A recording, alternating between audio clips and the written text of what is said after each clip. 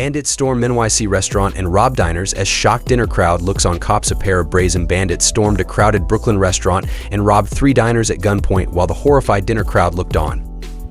Not 10 minutes into date night, Gabe Thomas and his girlfriend Shirley Yu found themselves crouched under their table at Birds of a Feather, a sleek Chinese restaurant in Williamsburg, Brooklyn, where a plate of pea shoots cost $21. Just 20 feet away, a man wearing a mask brandished a gun in the crowded dining room, and with a henchman grabbed 2 phones and a watch from 3 men at a table near the front door.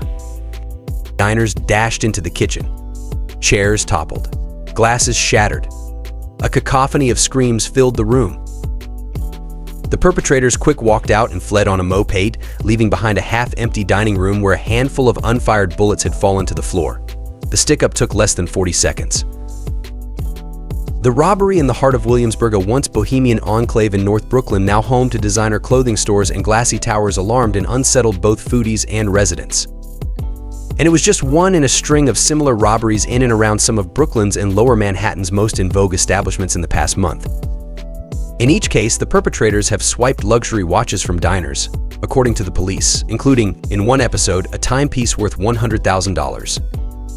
Such crimes are unusual in the affluent neighborhoods that have been targeted, rare incursions of the city's troubles into its glittering play spots, and they have lit up message boards, receiving the kind of outsized attention and outrage that everyday crimes in New York's poorer neighborhoods often do not.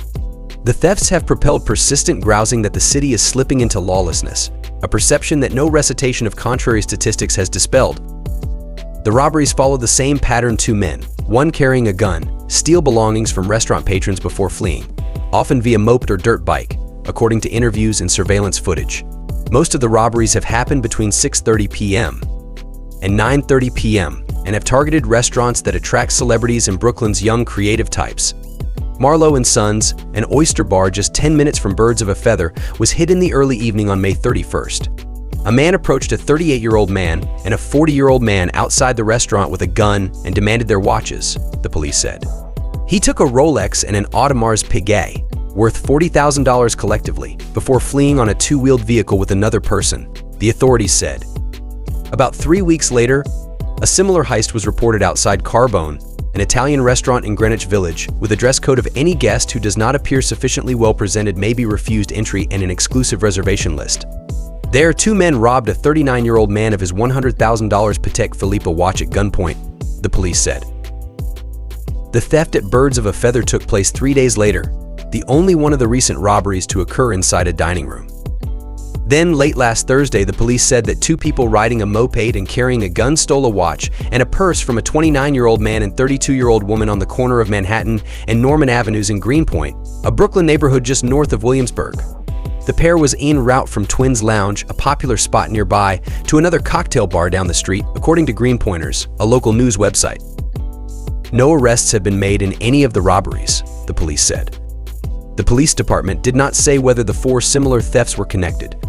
"We haven't had crime like this penetrate the neighborhood in a very long time," said Alison Stone, a board member for the North Brooklyn Chamber of Commerce, who attributed the trend to the area's relative wealth. The median household income in Williamsburg and Greenpoint in 2022 was $98,750, about 27% higher than the citywide median, data from the Furman Center at New York University shows. The crimes have put North Brooklyn on high alert, according to residents and business owners. "It did surprise me in a neighborhood like Williamsburg," said Mr. Thomas, who witnessed the Birds of a Feather robbery. "It's a higher income, more gentrified neighborhood," he said. "Local residents have an expectation that that kind of stuff doesn't happen."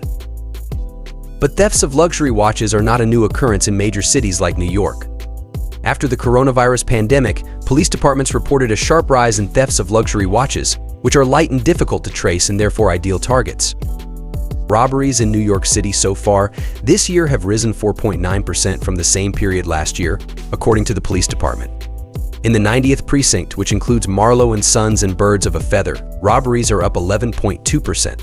Yiming Wang, who owns Birds of a Feather with her husband Jian Zhang, said they were taking safety precautions after the theft, including upgrading the restaurant's surveillance system and supporting their employees, some of whom were injured during the commotion. Wang said they even considered hiring a security guard. Major Food Group, which owns Carbone, did not immediately respond to a request for comment. A representative from Marlowe & Sons declined to comment. But Andrew Ridgey, the executive director of the New York City Hospitality Alliance, said that though the string of robberies had sparked concern, that was no reason for New Yorkers to stop dining out. There's more than 25,000 restaurants across the city of New York, with millions of people eating out all the time without incident, he said. People should not be worried about going out to eat.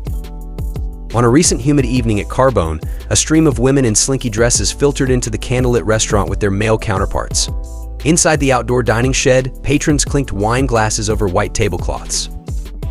Ryan Elberg, 41, said that, as someone who enjoys nice watches, he was concerned when he first heard about the robbery, but it hadn't deterred him.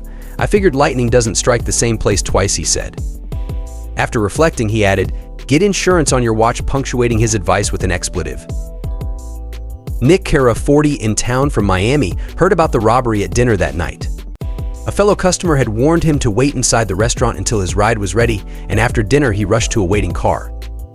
"That's just part of living in a city," he said. "You're more likely to get bit by a person in New York than a shark. There are other incidents of restaurant theft, but in a different way.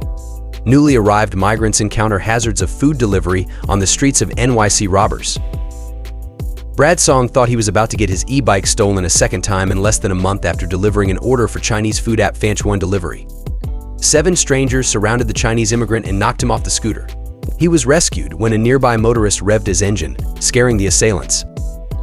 His brakes were damaged, and a phone used for navigation had its screen shattered, but while the February attack in New York rattled Song, his bike and body emerged intact. Asylum seekers have gravitated to working food delivery in New York and other major cities, drawn by the abundance of customers and ease of getting started. But the job carries hazards, particularly thieves who target food delivery bikes. Newly arrived asylum seekers have been easy targets. Some work without legal permission, which can make them fearful of seeking help in an emergency. Dissatisfied with the police response, many delivery drivers have banded together.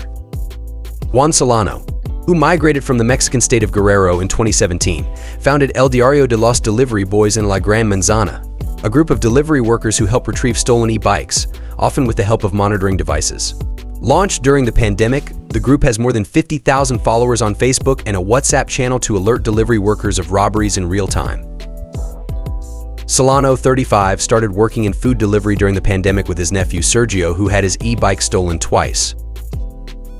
Thieves appear to target isolated areas near bridges that connect Manhattan to other boroughs, especially those with a lighter police presence. They prey especially on those traveling alone. A WhatsApp group called Alert Willis is dedicated to workers who ride the Willis Avenue Bridge connecting Manhattan to the Bronx. Sergio Solano said he waited for other workers before crossing the Willis Avenue Bridge recently. After crossing, they turned back after learning on their phones that someone else was being robbed while traveling alone. The robber had some type of weapon, but we decided to confront him anyway, Solano said. Outnumbered, the person fled without the bike.